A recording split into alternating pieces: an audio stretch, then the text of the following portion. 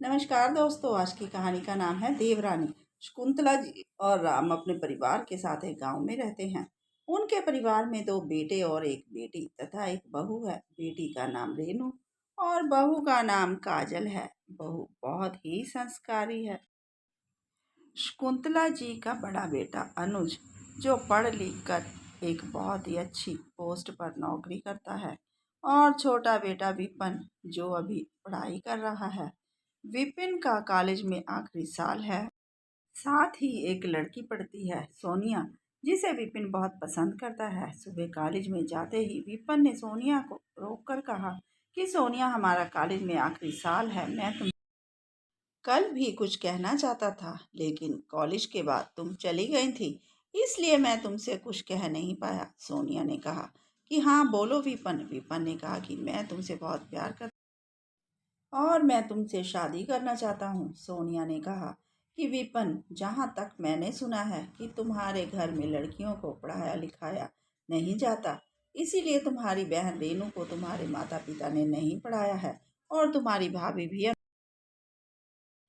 तो मुझ जैसी पढ़ी लिखी लड़की के साथ तुम्हारे मम्मी पापा कैसे मानेंगे? विपन ने कहा कि वह सब तुम मुझ पर छोड़ दो, मैं अपने घर वालों को मना लूंगा, बस तुम हाँ कर। सोनिया ने हाँ कर दी। विपन ने घर आकर अपनी माँ, पिताजी और बड़े भाई से बात की।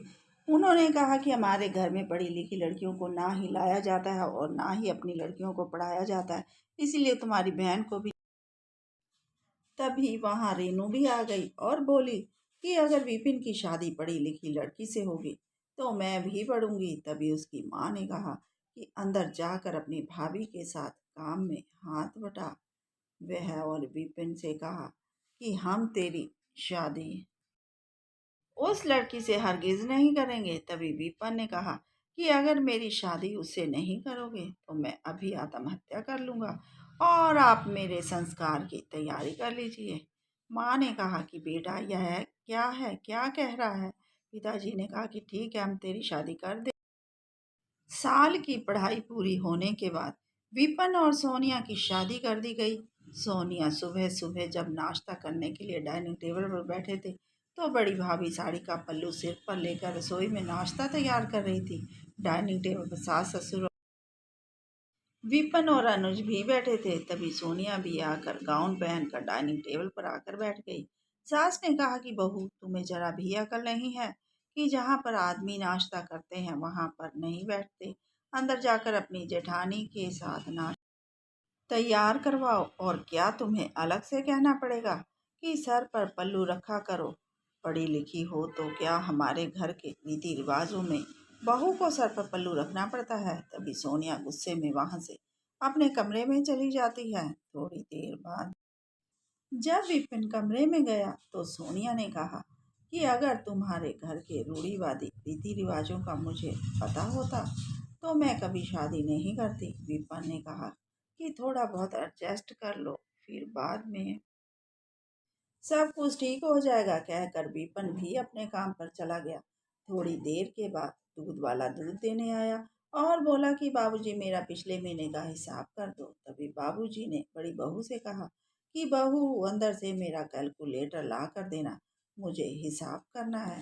तभी वहां सोनिया आई और उसने 1 मिनट में ही दूध वाले का हिसाब करके ससुर जी को बता दिया। इतने में सास आ गई और बोली कि तुम्हें कितनी बार कहा है कि आदमियों के काम में टांग मत फंसाया करो, लेकिन तुम्हें समझ में क्यों नहीं आता? और सोनिया को वहां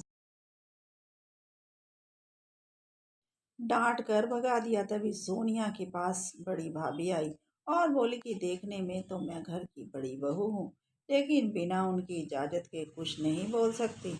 कल को यही हाल यह तुम्हारा भी कर देंगे, लेकिन मुझे खुशी है कि तुम पढ़ी लिखी हो और अपना बड़ा बुरा समझ सकती हो। फिर दोनों देवरानी जेठानी गले लग गईं।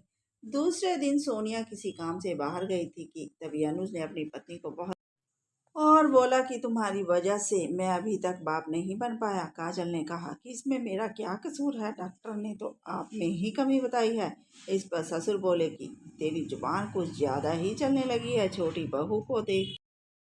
इतने में सोनिया भी आ जाती है और वह देखती है कि काजल के बाल बिखरे हुए थे और उसके बदन पर चोट के निशान भी थे। तभी सोनिया ने पूछा कि दीदी, आपको यह क्या हुआ है? काजल ने बताया कि उसका पति उसे इसी तरह से मारता पीटता है। तो सोनिया ने अपने पति विपिन को फोन किया और उसे सारी बात बताई। तभी विपिन पुलिस को लेकर घर आ गया और अपने बड़े भाई अनुज को अपने पत्नी को मारने पीटने के केस में गिरफ्तार करवा दिया और बोला कि पिताजी, अब हम यहाँ पर एक दिन और नहीं रह सकते।